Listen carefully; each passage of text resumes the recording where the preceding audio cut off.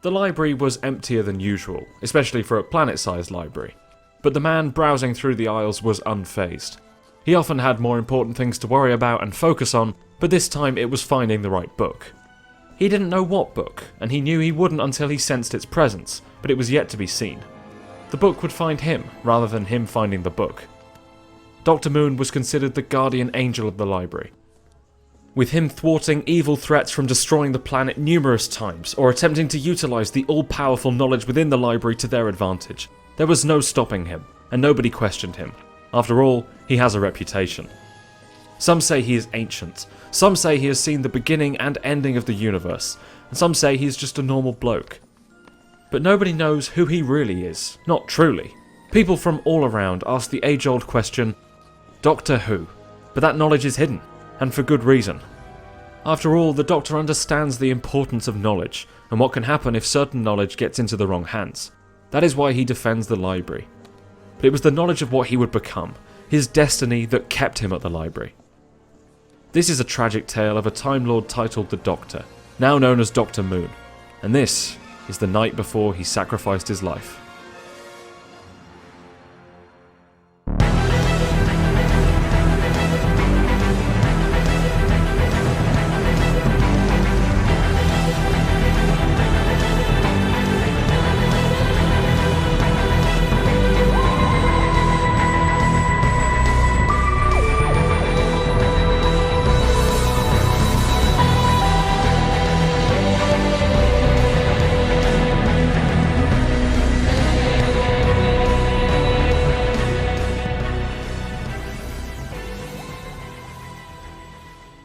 Throughout his many lives, the Doctor has ventured into the library many a time. The first time he visited the library was in his 7th incarnation, but the most important time in which he visited the library was in his 10th incarnation. It was in his 10th incarnation that he met his beloved for the first time, and she met him for the last. It was the day of her death, after all, a death he would only understand later in his life. This day was so incredibly painful that it was hundreds upon hundreds of years before he returned to the library. By that time, he went by the title of the Curator, and often borrowed books from the science fiction aisle. Now, although his wife was technically still alive within the library's mainframe, he never went to visit her. The reason being that it would be too painful for him. But with the Doctor, there is always another reason. A reason that he usually keeps behind a cocky smile, that he reveals at the end of a plan or a chance to gloat. But this was something different, something new. The inevitable. The end. The reason for him never visiting his wife again was because he knew he was yet to. The Doctor's curiosity always got the better of him, and one day he came across a book that details how he dies and what happens afterwards. Naturally, even reading the book meant that everything is unavoidable, but he was tired. He retired a long time ago, and even now he finds himself still fighting evil and constantly fighting for his life. Exploring time and space has never been so tiring, he constantly thought to himself. And so reading about his death was nothing to him. He was completely unfazed by the thought, and was just happy with the long life he has had, the impact he has had on the universe, and the legacy he is leaving behind, for others to take the mantle of Time's champion. He knew it was almost time for him to rest, to lay down his life to save others, and reunite with his beloved once again. The moment is documented, and it is prepared for. It's inevitable, and not even the Doctor can change the outcome of events to come. While walking down another aisle, this time one of the many science fiction aisles, he can sense the book he is looking for. The book that he knew that once he had located it, that his time was almost up, and naturally, the book was his diary. Well, a diary of sorts. It is calling out to him. The book he has been searching for all this time. He didn't understand why it was up in the science fiction aisle, but he assumed it was misplaced. He blew the dust off the cover and took it with him towards the balcony. He placed himself on the comfiest seat and gazed down upon the title plastered on the front cover with a smile. The title of the book was what it was always going to be. It was titled Doctor Who, and there were at least 1 billion pages. The book wasn't just a diary. It was various accounts from all over time and space that documented the Doctor's influence, his adventures. The greatest story never told was ready to be opened. Luckily, the contents of the book were bigger on the inside than the outside, and it was rather easy to read. The Doctor skimmed through the first few chapters. It spoke of the timeless child, the other, Gallifrey's history and his birth, The next few chapters detailed his earlier life on Gallifrey and his eventual escape. Then how he lived in a junkyard with his granddaughter, and the moment in which everything changed. The moment in which he met Ian and Barbara. He smiled as he looked at pictures of all his companions throughout the ages, from Susan to his final companion. He focused on Donna Noble for a brief second, as he knew he would be seeing her once again soon, and he knew it would hurt, but it had to be done. He stumbled across a few adventures he had gone on, such as being stalked by the Watcher in Purgatory, returning to his old ancient house on Gallifrey, fighting living scarecrows in his second incarnation while he lived in luxury, fighting in wars prior to his first incarnation of his original regeneration cycle as the Doctor, disguising himself as an adjudicator named Martin Jurgens when he was the other, before facing the Master for the first time chronologically, facing numerous ganger versions of himself, and eventually he decided to read about the first time he visited the library. With a somber smile as he got to the ending, he skimmed through a few more pages, and then suddenly stopped turning. He looked towards the sunset. He was having a brief moment of doubt on whether he was ready to face the inevitable. He looked down at the page he was on, and it was an image of his tomb on Trenzalore. He then looked back at the sunset and took the time to breathe in the air. The sun was taking its time to set as Dr. Moon looked back down at his book. The picture was facing him and he couldn't stop looking up towards the ceiling. He knew the moment was prepared for, but in truth, no matter how many times the Doctor accepts his fate, it never gets easier. He thought back to the times in which he had died. He has sacrificed his life numerous times, and has died in every way imaginable, such as radiation, poisoning, drowning, burning and falling. Every single time it would feel as if it was taking forever, as Time Lords take a while to eventually give in and die.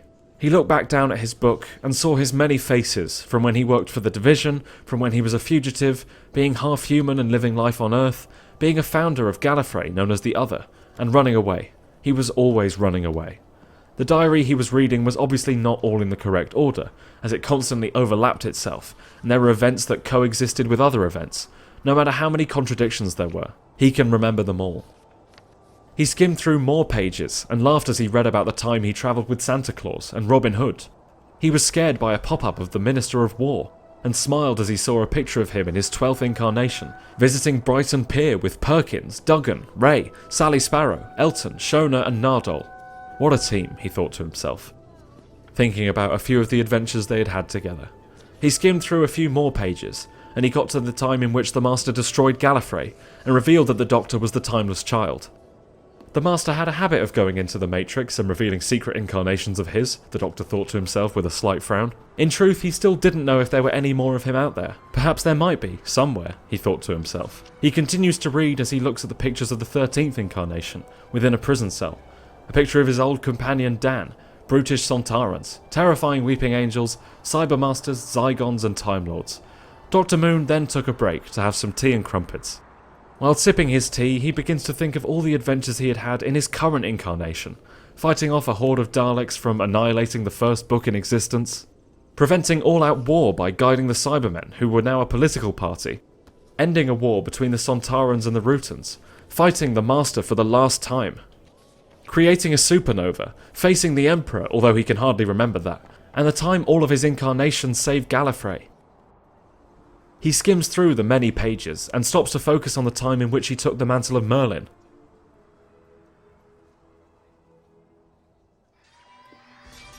At that time he was short and he had curly ginger hair, but later he would go slightly bald, with the remaining hair being grey. He wore an Afghan coat with a yellow waistcoat. He thought he was in his final incarnation at the time. At least he was finally ginger, he thought at the time. It was in this time that the Doctor was destined to fight Morgaine and guide Arthur to victory, as his tutor and trusted friend, Merlin. He took great pride in teaching Arthur on how to use Venusian Aikido, sword training, the powers of deception and manipulation, physics, how to read, write and maths. Arthur saw him as a role model and as a friend. The appreciation was mutual, as the Doctor grew to like Arthur as a student and as a friend.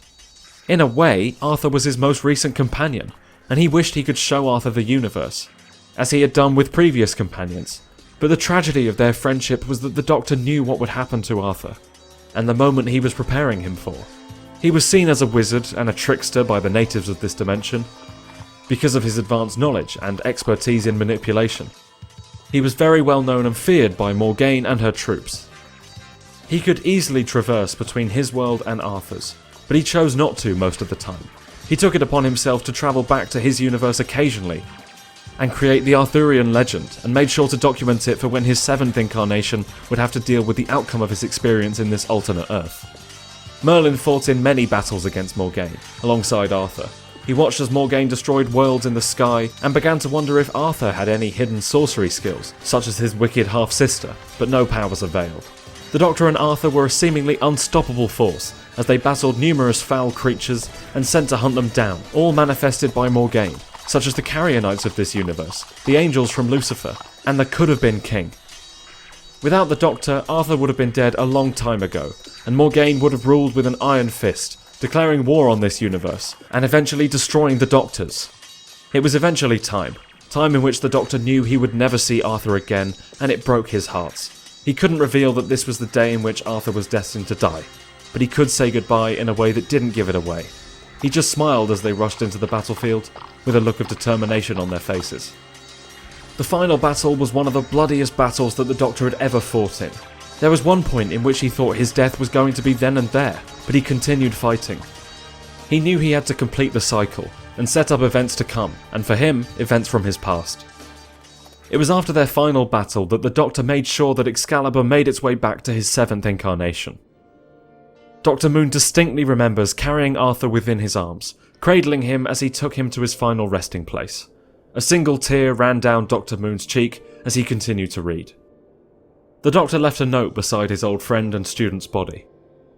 He then sat down beside him and thought back to when they first met underneath a tree in his orchard. Arthur's mother introduced Merlin to Arthur, and it was from there that they bonded. He eventually got up and moved around the room to make sure that everything was in place.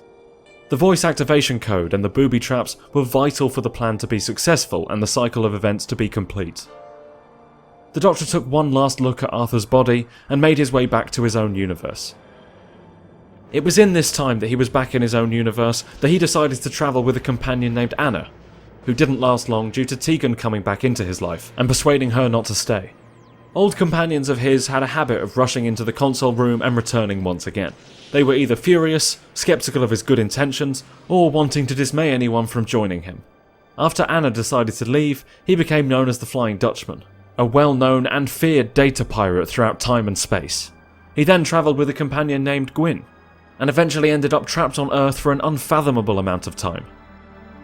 He eventually died of old age, but it was far from being all over. It was in his hospital bed that he decided upon himself that he wanted to revisit a few of his old favourite incarnations, and began to regenerate. He knew he didn't have many left. If this was truly his final incarnation, he wanted to use his final life on a nostalgia trip as he retires. Dr. Moon distinctly remembers that regeneration in particular. Instead of a burst of flame, it was a simple white light, and it was beautiful.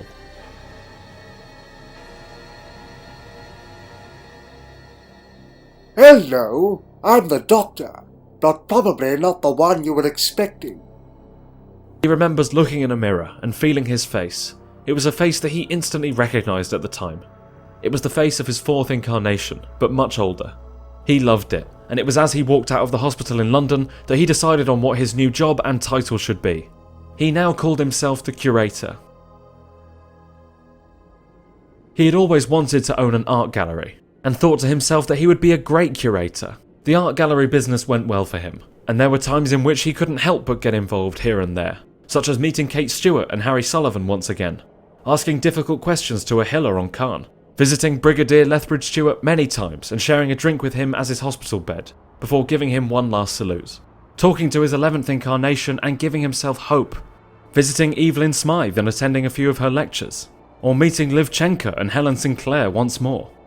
Dr. Moon thinks back to his adventures with Liv and Helen, how much he enjoyed their company, and when he was stuck on Earth during 2020, which he remembers as hectic and unpredictable. The Curator, although once again believing he was nearing his end, was optimistic for his future, and knew that he has a chance to go on a nostalgia trip, and not many people get that chance, especially after a life as long as his, he thought. He would spend his nights walking towards a hill and looking through a telescope towards the stars in which he used to traverse. The stars that were still ever so beautiful to him. It was almost time for him to at least regenerate, and he lay on the grass and looked towards the stars. What was strange was that he noticed another telescope nearby. and saw a man with a flask of tea wearing a red beanie. He went and sat next to him, and they laughed, cried, and looked up to the stars. One last salute, and the curator walked towards the horizon. He made numerous visits throughout his life and enjoyed every second of it. He even helped a group of weary locals locate Gallifrey during their chance to save the universe. He later regenerated and visited a few more of his old favourites. Alongside his revisited faces, he was also Father Time and later the Father of Time for a while.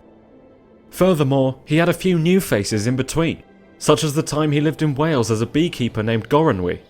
He had no idea why he chose that name, but it was probably just because he liked it, the Doctor thought to himself. He looks fondly at the pictures of his previous incarnation and the bees. They made for good company, but he knew the Bannermen would eventually arrive and he would have to help his 7th incarnation and Delta in their deadly battle.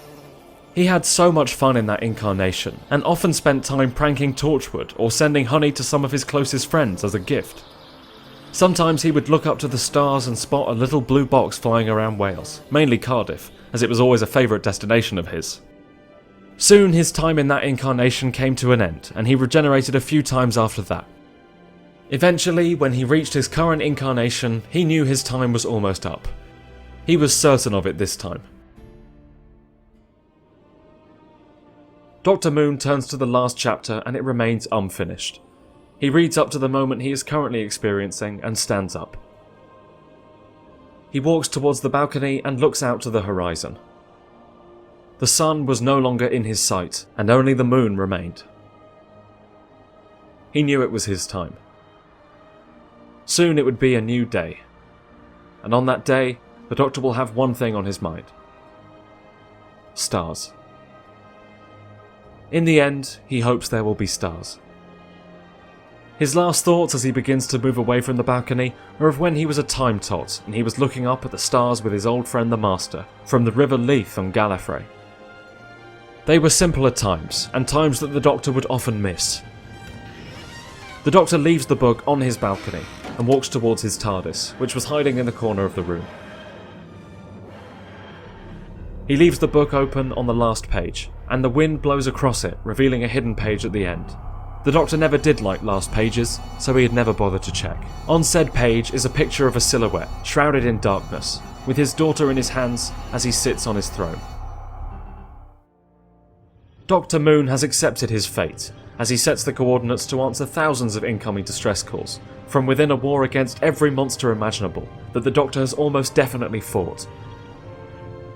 He plays the message he got from Susan from long ago, and leans on the console. It is fitting that the Doctor's journey ends as it began, with him being alone. In the beginning, he was either being picked on for having a belly button in the House of Lungbarrow, crying in his barn, suffering while being tested on by Tecteun, being bullied by either Torvik or Anzor, or looking up to the stars alone. Throughout his life, he has always been the lonely outcast, the lonely little boy left in the cold. It is the end, but the moment has been prepared for. And it would soon be the time in which the Doctor will no longer be that lonely little boy, a time in which both the Doctor and his beloved wife Melody Pond would live happily once again. He opened the doors of his ship and looked towards the universe. It is only when we are nearing our end that we are truly able to appreciate the good old days, that we truly understand the beauty of what we ran through. And the Doctor looks towards Earth, his favourite planet and second home, with glee. The same glee he had on his face when he looked at the stars with the Master all that time ago. Perhaps the Doctor's story ends there, or perhaps that was the end of the first chapter. Who knows? Who knows?